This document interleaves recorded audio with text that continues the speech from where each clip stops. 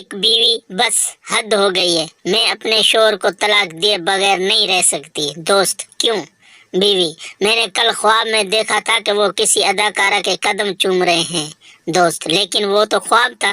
بیوی: ہاں، جب وہ میرے خواب میں ایسی حرکت کر سکتا ہے تو اپنے خواب میں کیا کرتا ہوگا؟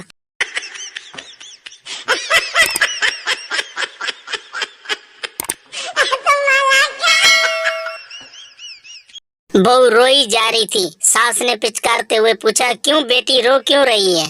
بہو: کیا میں چڑیل جیسی دکھائی دیتی ہوں؟ ساس: نہیں، بالکل نہیں۔ بہو: کیا میری آنکھیں مینڈک کی طرح ہیں؟ ساس: نہیں تو۔ بہو: کیا میرے ناک پکوڑے جیسی ہے؟ ساس: نہیں۔ بہو: کیا میں بھینس جیسی موٹی اور کالی ہوں؟ ساس: نہیں بیٹی، یہ سب کس نے کہا تم سے؟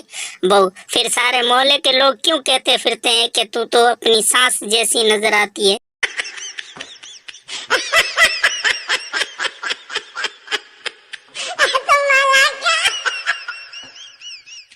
ایک لڑکا چوریاں کرتا تھا۔ ایک دن اس کے ابو اس کو ایک مولوی کے پاس لے کر گئے کہ اس پر کوئی دم وغیرہ کر دو کہ بیٹا چوری سے باز آ جائے۔ واپسی پہ بیٹے سے ابو نے پوچھا، بیٹا کیسے محسوس کر رہے ہو؟ بیٹا: ابو باقی سب تو ٹھیک ہے، بس مولوی صاحب کے جوتے تنگ ہیں، صحیح سے چلا نہیں جا رہا۔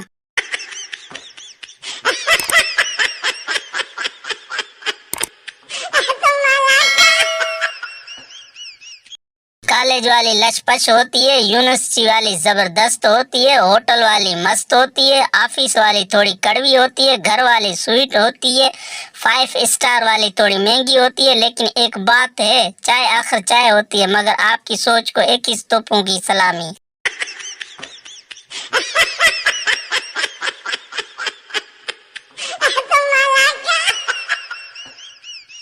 باپ مستری سے، بیڈ مضبوط بنانا، میرے بیٹے نے میری بہو پر چڑھنا ہے۔ مستری بولا، فکر نہ کرو، ایسا بیڈ بناؤں گا پورا مولا بھی چڑھ جائے تو بھی نہیں ٹوٹے گا۔